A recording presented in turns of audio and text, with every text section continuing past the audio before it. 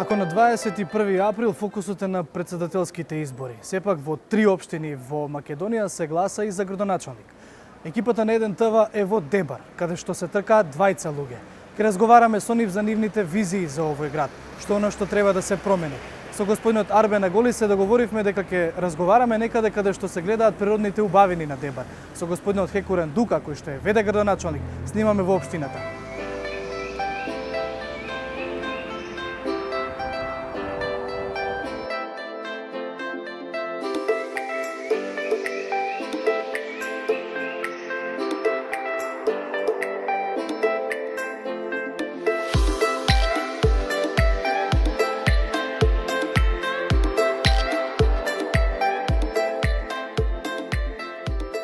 Господине Дука, пред се ви благодарам на одвоеното време и да преминеме на оно што е нашиот разговор, нели, на 21 април, односно во недела, освен председателските избори кои што се во фокусот, имаме и локални избори во 3 места, меѓу кои во вашата општина, во Дебар.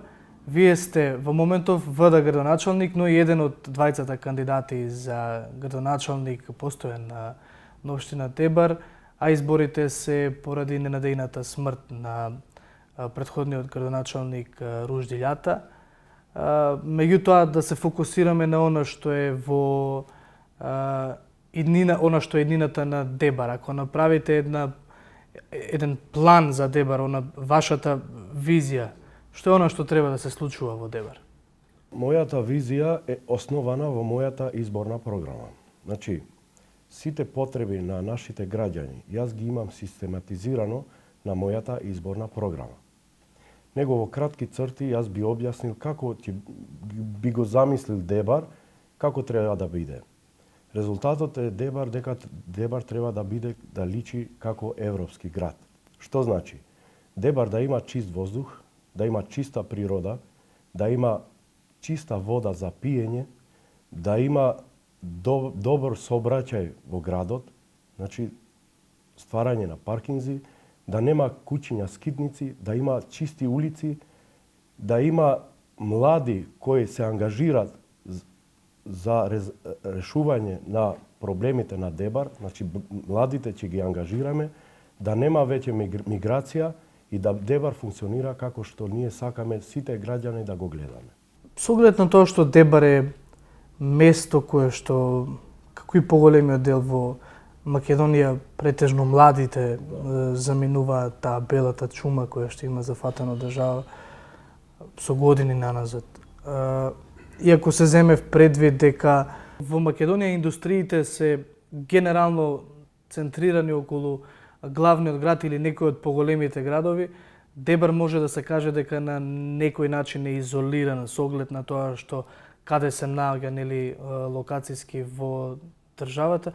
Кои се оние индустрии кои што би можеле овде да просперираат или дали се искористени сите потенцијални ресурси кои што Дебар ги има? Па види, миграција во Дебар не е од вчера, значи оддавно е тоа миграција. Ние претежно мигрираме во Соединетите Американски држави, па и во Европа. Зошто е причината? Во последно време има, значи, ова бела чума како да се проширува повеќе и ние гледаме како родители, како граѓани, гледаме дека младите ни бегат можеби и поради економски причини. Затоа што младите не можат да најдат работа каде што нивната работа треба да обезбедат средства за одржување на семејствата. Има и други причини, некогаш се и морални. Значи, некои викат, добро, еве сум вработен, ама во Дебар не се седи. Така си бегат. Значи, дојде еден момент кога и морално, значи, може да биде и тоа причина. Поради локацијата? Локацијата, ќе ти кажам дека можеби ние постарите сме криви зошто не сме креирале иднина за нашите млади. И јас како градоначалник, идниот, јас ќе се ангажирам околу тоа за да младите да ги ангажирам во решавање на проблемите на градот. Значи, нема да ги игнорирам, значи ќе им давам простор за тие да се докажуваат со своите професионални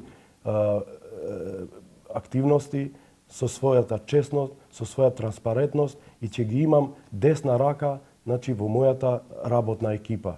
Од јас како градоначалник не може да функционирам како сам. Јас мора да имам моја екипа со која ќе ги решавам овие проблеми и ви ветувам дека 40 до 50% ќе биде застапеност, значи младината, значи младите луѓе од тие Ова зборувате во рамки на општина? на општината, па и пошироко, значи и во групните интереси на граѓани, јас сакам повеќе и со млади да контактирам и да ги оставам нив сами тие да ја креират нивната индина. А ние како постаре ќе им седиме како логистичка, значи поддршка, потреба за финансиски средства, активизирање на врските со централната власт, со министрите, со заменици министри, директори и сакам младите да им ангажирам на стварање на проекти за инфраструктура, за нивните идеи. Ние ќе седиме значи само како логистичка потреба. Освен тоа, ќе го поттикнуваме развивање на малиот бизнис и средниот бизнис, каде младите ќе имат потреба, ќе имат можност и да се вработат. Ние со детален урбанистички план имаме локализирано 4 овие економски зони и со интеграција што ја очекуваме во европските значи структури, нема да биде како денеска, утре ќе биде подобро, ќе има значи странски фондови каде ние со нашите проекти може да апсорбираме значи средства и да ги реализираме овој проект што јас го имам пред мене. Ако ја земете в предвид структурата на Дебар, целата инфраструктура, каде се наоѓа, колку е условно кажано изолиран од центарот на Македонија, меѓутоа си има свои специфики. Која е индустријата или кој е секторот во кој што Дебар треба да инвестира?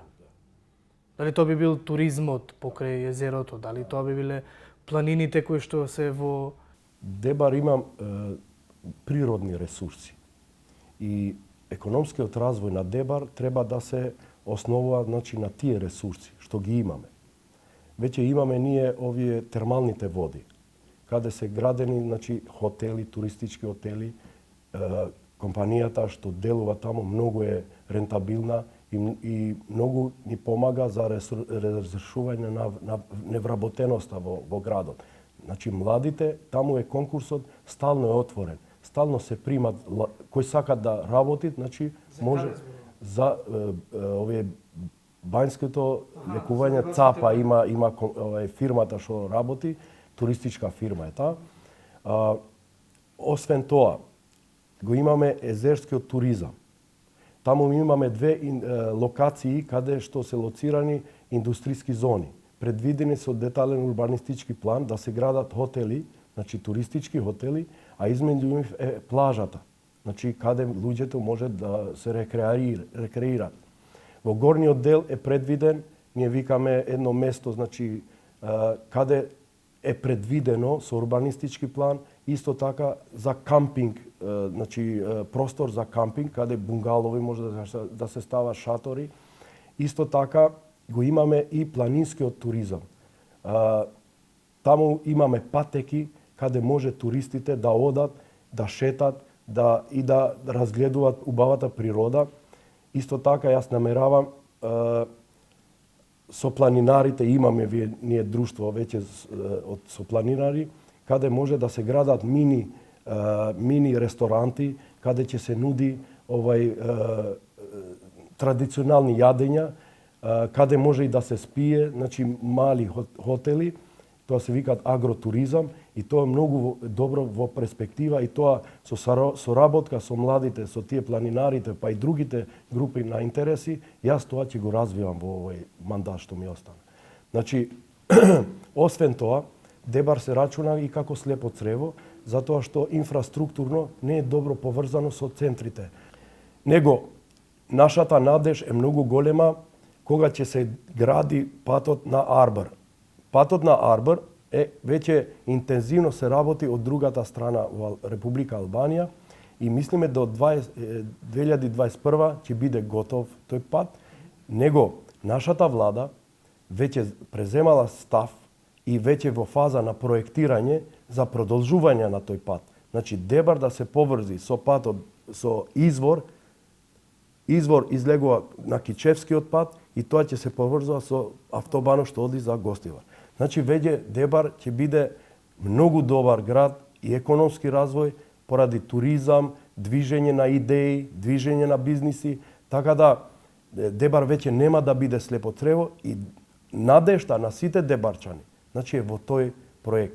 Така да ќе биде и ангажираноста на младите и веќе тие нема да мигрираат како што сега во многу голем број емиграција. Ако добро ве разбрав, на некој начин може да се согласиме дека потенцијалот на Дебар не е искористен. Мислам дека не е искористен доволно колку што треба. А на што се должи тоа? Зошто сиве овие години? Мислам дека останало поради неангажираност, може би поради несоработка со групата на интереси во градот, несоработка со овие друштвата, овие например соработка со планинарите може да се активизира тој планински туризам. А на локалната и централната власт? Локалната и централната власт. Значи, јас мислам дека 2 месеци сум овде како ВД градоначелник. И гледам дека работите не се финансиски некогаш, не се други причини, него е човечки факт. Идејно. Колку ти се нафаќа за работа.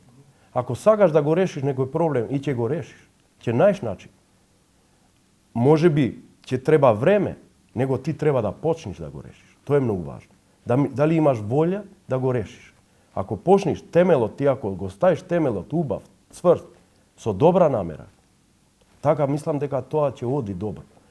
Јас мислам дека не се работело порано. Многу убаво се работи.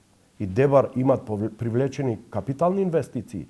Например, системот за наводнување за полето на Дебар сега е во проектот, е во фаза на имплементација и коштат 7 до 10 милиони евра. Тоа е голема инвестиција. Ќе почне првата фаза после 2 месеца, која е 1200 милиони 200 илјади евра. Така да, имаме убава гимназија. Значи, како објект, го нема во цела Македонија. Најмодерниот објект гимназија што го имаме ние. Добро, ама луѓето ги интересира локалната економија. Да, мислам, не, е изградено Дебар. Не дека не е изградено. Значи, се инвестирани, значи и капитални инвестиции се направени. Него треба, дали е доволно? Не.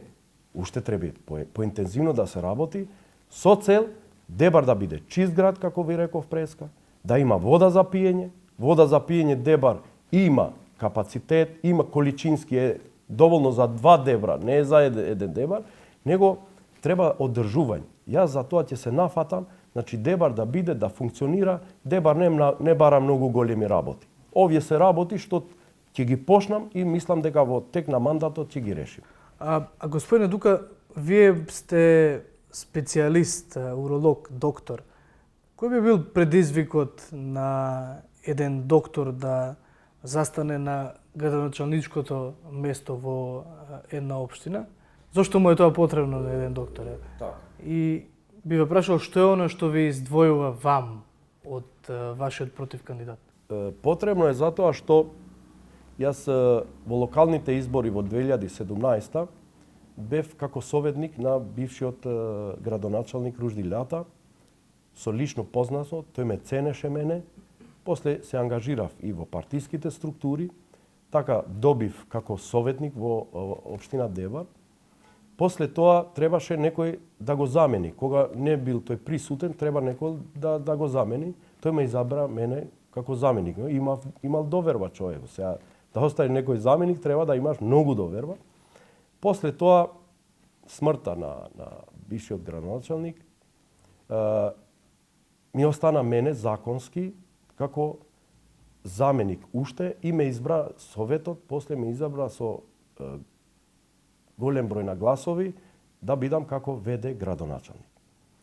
Зошто го прифатив овој предизвик? Јас мислам дека некои работи доаѓаат еве, дојде време кога треба и добро беше, ама да биде уште подобро.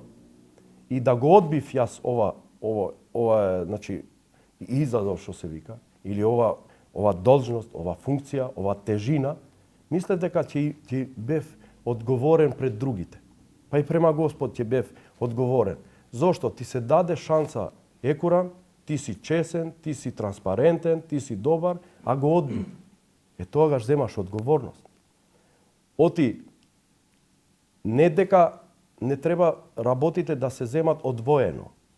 Значи, зинџирот еднош, тие алките делуваат еден на друг, за зинџирот да биде целосен. Така да, може би и некои работи, некои проблеми што ги имам во градот, може да се рефлектират и во мојата работа долу. Така да, затоа прифатив беше значи, иницијатива од моите сопартици овде, од моите граѓани. Докторе, преземи го ова должност, ти имаме доверба дека ќе го доведиш до крај.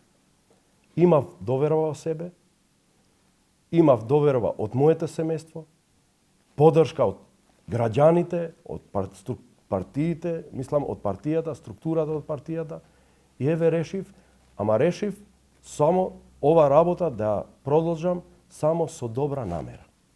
Значи, немам никаква друга лоша намера, само со добра. Тоа е многу важно.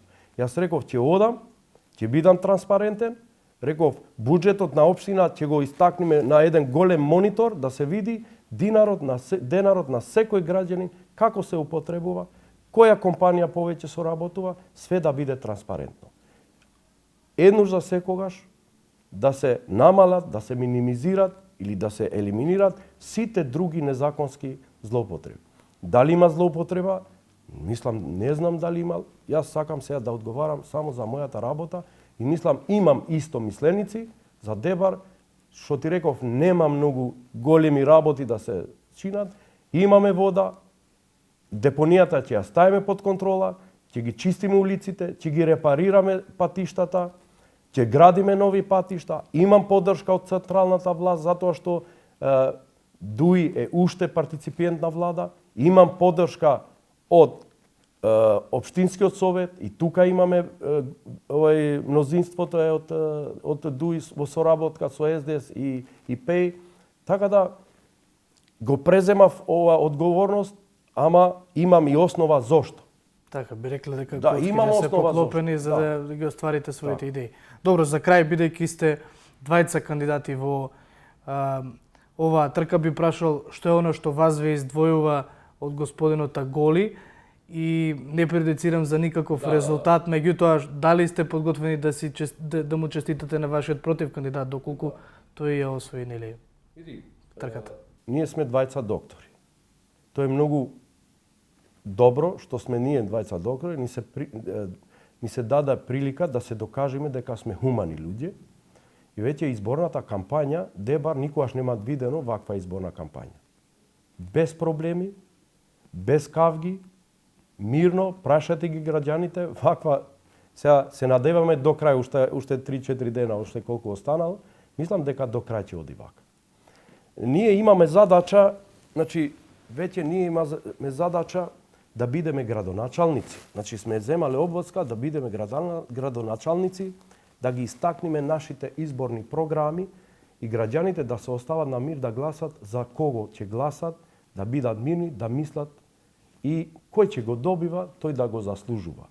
Него целта да биде иста, за доброто на Дебар. Што е разликата помеѓу мене и него? Јас имам изборна програма. Систематизирани потреби на моите граѓани и на градот Дебар. Тие си систематизирани, позади секое ветување, секоја подреда си стои проект. Детално изработен, со нив ние ќе конкурираме во меѓународните фондови, па и фондовите од владата. Од друга страна, до сега не сум видел дека има проект. Сме биле во дебати, во она, никој не сум видел дека другата страна има проект. Друга причина, со што се разликуваме, мојата политичка структура, ДУИ, уште е партиципент во влада. Тоа И ќе мислите биде. дека е улеснителна Тоа е околност? голема поддршка. Не е исто. Не е исто. Значи, луѓето ги знам и по пријателска линија, па и по функционална, и по политичка линија. Така јас мислам дека многу појако ќе функционирам како градоначалник. И трето, имам мнозинство, како што реков преска, во Општинскиот совет.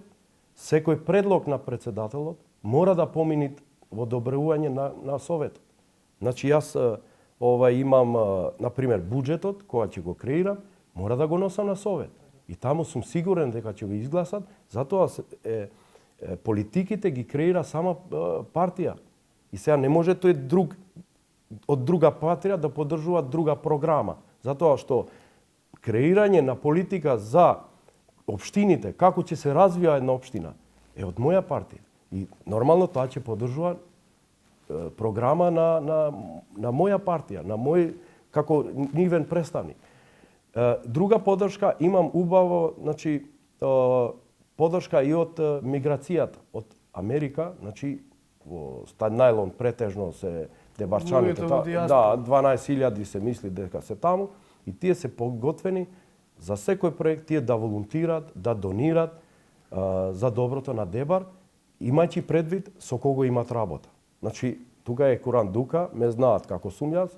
Сега, јас сум скромен, не сакам да истакнам мои карактеристики, ама мислам дека досега сум работел со честност, со транспарентност, со никого лош бор не сум оставил и така ќе продолжам и ќе бидам јак во тој правец. Значи, не изабираме сега кој е подобар доктор. Не. Изабираме кој е подобар менаџер. Така, фотелја. Со слушалки не можеш ти да правиш асфалтен пат. Значи, тука е разликата. Мислам дека пробабилитетот за решавање на проблемите во Дебар е во моја страна, него од друга страна. Па ги повикувам граѓаните, тие да бидат мирни и да решат за кого мислат. А во секој случај, вие сте подготвен да си подадете рака со господинот Аголи во било какви... Нормално. Јас ви благодарам пред се на одвоеното време, што можевме да разговараме за иднината на Дебар и секако со среќа на 21 април во недела. Фала ви многу и поздрав до вашите гледачи и до моите граѓани. Да биде мирно до гласање, кој ќе заслужува, тој ќе му даеме рака еден на друг.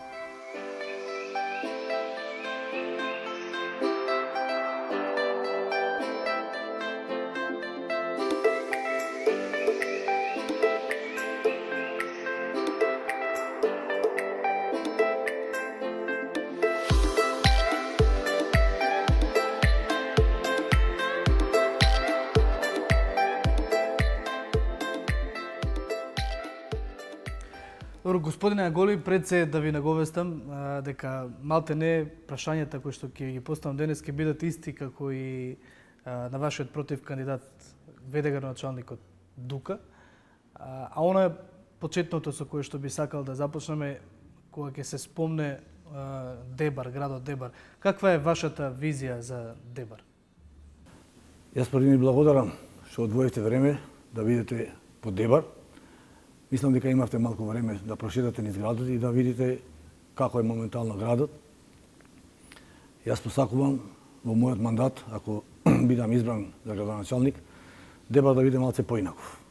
Пред се да биде малку урбанистички посреден, да биде малку почист, не малку, него доста почист, да имаме малце посредени улици, затоа што можеби сте имали прилика да видите дека многу улици се доста оштетени. И се надевам дека ќе успеам Дебар да го претворам во еден град каде што ќе заживее малце културниот живот, ќе заживее малце повеќе младината во смисло на спортски активности и на други дејности и на крајва Дебар заслужува она што долго време му фали да добие транспарентност од страна на општината. Добро, со оглед на тоа што младите пред се оние кои што се иселуваат одовде, од Дебар, како би ги задржале младите? Како тие би биле еден вид фокус група за градоначалникот Аголи? Значи, Оно што сега се случува во државата, тоа е рак рана за државата, не е само за Дебар. Значи тоа е една појава која зиде доста голем замав, затоа што младите не гледаат надеж. И мислам дека тоа е, да тоа треба многу убаво да се мисли што треба да се направи понатаму. Дебар има можности. Ако само прегледате, ние имаме прекрасна природа, ние имаме две реки, имаме езеро, имаме термални води, имаме индустријски капацитети, ние имаме гигантот за преработка на гипс, на офрадика, али тоа што треба младите да се насочат, да студираат она што е од интерес за дебарската економија и капацитетот што може Дебар тоа да си го дозволи. Значи, голем дел од младите студираат она што тие мислат дека е тренд и после така остануваат без работа, па имаме ситуација која овај завршени правници, економисти, професори работат како келнери затоа што нема каде да се вработат. Ние мислиме и ќе направиме све овој тренд да се смени. Сигурно дека ќе почнеме од договорите со Министерството за образование, контактите со родителите и со децава да ги насочиме на она што Дебар има потреба, а Дебар има потреба повеќе за услуги. И тоа претежно од аспект на туризмот и хотелиерството. Имаме прекрасна средина, само ќе треба малце ние да ставиме рака на тоа, малку поубаво да изменаџираме и сигурно дека ќе придонесеме тој број на иселени млади да се намали. Ние нема да можеме тоа да го спречиме, зашто е невозможно тоа да го направиме, затоа што не бегаат сите само поради економска причина. Имат и други причини. Вие сигурно имате податоци дека половина од Дебар се во Америка. Иначе тој тренд, останати се тие делови од семејства тука, па оние секој ден тежнеат да си одат во Америка за да бидат сите заедно. Тоа е друг мотив, али она што е економски мотив за иселување на младите, ја мислам дека до некаде ќе успееме тоа, ако навистина успееме младите да ги пренасочиме да студираат она што има потреба Дебар. Спомнавте и самиот дека Дебар го има езерото, ги има термалните води, ги има планините околу себе. Меѓутоа, дали тие природни ресурси се доволно искористени? Ако не се доволно искористени, тогаш каде е проблемот? Дали е тоа во безидејноста на претходни гарнитури или можеби финансиите неопходни за да се направат тие проекти? Не, ја мислам дека не е водена доволна сметка за овие работи. Јас сум убеден и знам дека има луѓе кои се спремни да инвестираат во Дебар, затоа што навистина постојат можностите за таа работа. Јас имав прилика да разговарам со раководството на термалните бањи во Дебар и оние планираат сега до година да изградат уште 2 нови хотела, затоа што имат можности да ги изградат и тоа значи негде од прилика 200 до 300 вработувања. И сега друго прашање колку ќе биде платата, али сепак можности се отвараат, што значи дека треба општината како локална самоуправа во договор со бизнис секторот во Дебар да направи малце повеќе за овие работи. До сега едноставно се оставени така стихиски, кој како успеал некако да се снајде па нешто да направи. Али кога ќе се направи убав план, добар план за оваа работа, ја мислам дека ќе заживее и локалната економија, ќе заживее и туризмот и другите дејности. Кога еве спомнавте самиот инвестиција во индустрија, што е оно што би можело да биде фокус точка за економијата на Дебар? Значи, вака сега. Има луѓе кои се заинтересирани да инвестираат во Дебар.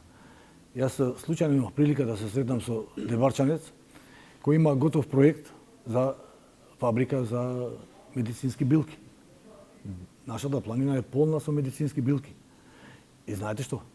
Човекот планира да вработува 70 души. И од тие 70 души, 30 души лица со пречки во физичкиот развој. Да вработуваш 30 такви луѓе, не знам јас што би можело повеќе некој градоначалник да очекува.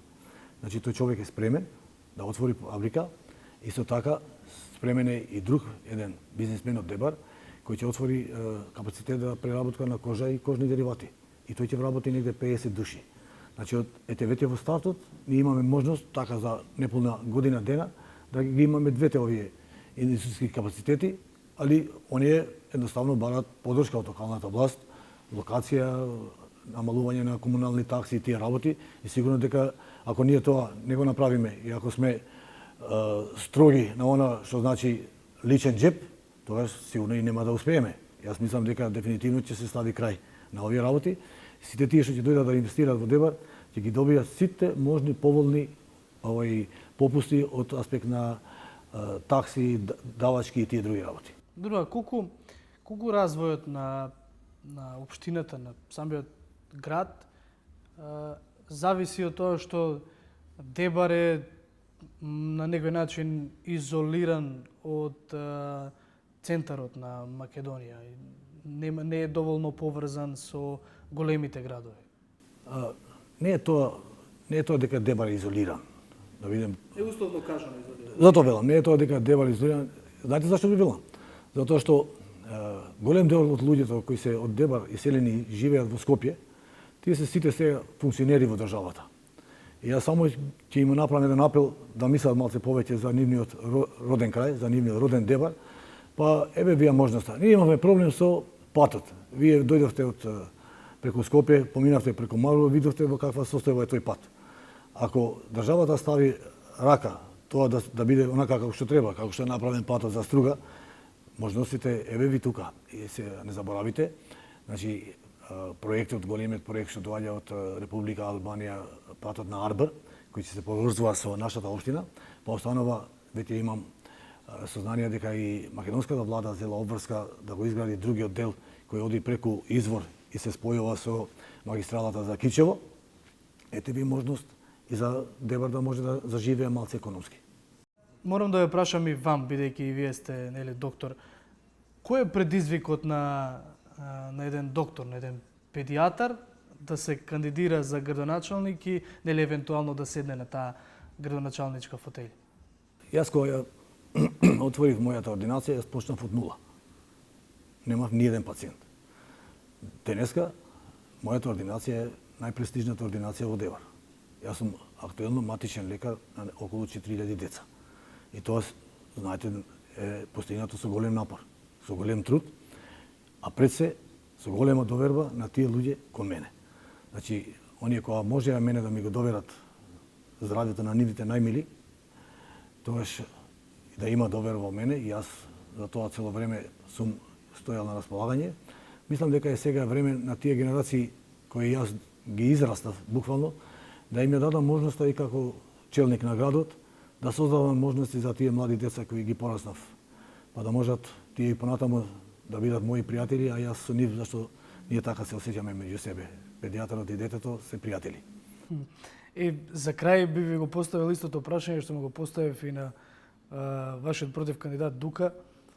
Го прашав дали по изборите на 21 април, без разлика какви се резултатите, би подал рака на својот против кандидат. Меѓутоа, пред да го одговорите ова прашање, заборавив само да ве прашам како одлика, што е она што ве одвојува вам од вашиот против кандидат?